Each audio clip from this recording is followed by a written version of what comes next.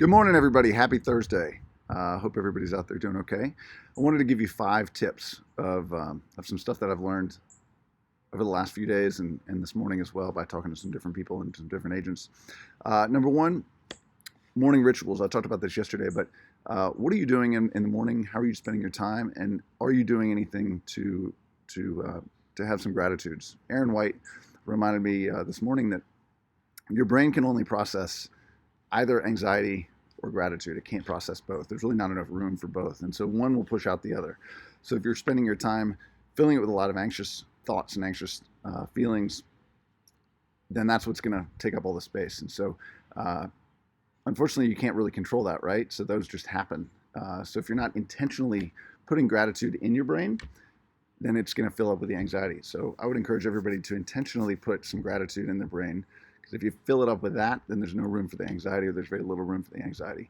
But it's just like gas in your car. You got to keep doing it. So every day it starts to run out, and there's more space for that anxiety to come in. So if you refill it up every morning, especially every morning or every morning throughout the day, it will take up the space with the good stuff. So thanks, Aaron, for that. Secondly, Zoom meeting tips or any video conferencing meeting tips. I've been doing a lot of these, and a few tips that have become clear. One, when you're not talking, push the mute button. It's okay, especially if you're typing. It's funny when people type, it sounds like a jackhammer going off. So just some helpful tips for that. Have a darker background, right? So if you're looking, at something like this, if you put the sun right behind you, or I don't know, I'm trying to figure out where we are, right? If you do that, then it looks like nobody can see who you are. So have a darker background. If you're sitting by a window, put the window in front of you so the light's coming on your face and not behind you. Don't sit in front of a window to do that. Just some thoughts on that. And then some putting your computer on Do Not Disturb or your phone on Do Not Disturb. You can do that. I'll show you how to do that. But ultimately what that does is it gives you, it takes away all of those dings and messages and things like that. Some video walkthrough tips. So a lot of you all are doing video walkthroughs and FaceTiming with the clients. Even if you're not ready to do that, go try it. Go walk to a vacant house in your neighborhood, if there is one, or go drive to a vacant house somewhere, if you can, and just try it. Just FaceTime another agent, or just take a video and just see what it looks like. You're going to give yourself a hard time, but it's okay. It doesn't have to be perfect. Some huge success stories are coming out from this. One is Madonna Hamilton.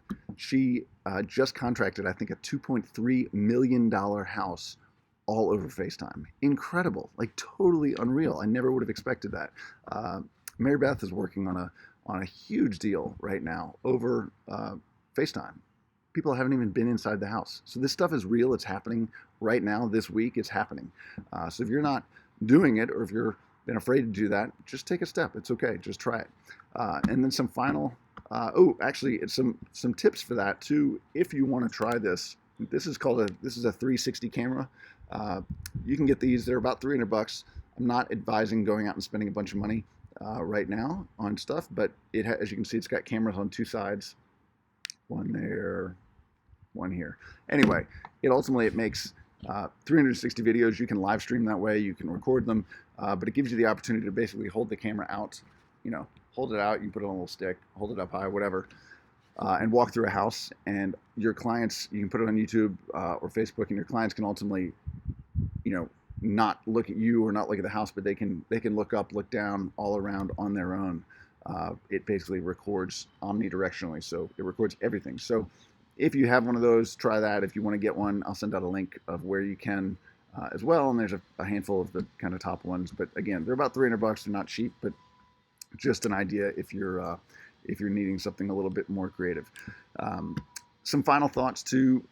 Sam Logan, I was talking to him this morning, and he said, and it really made me think. He said, when else are we going to have an opportunity in our lives when the entire world presses pause? And he said, it's okay to take a break. It's okay to stop and get outside and enjoy it.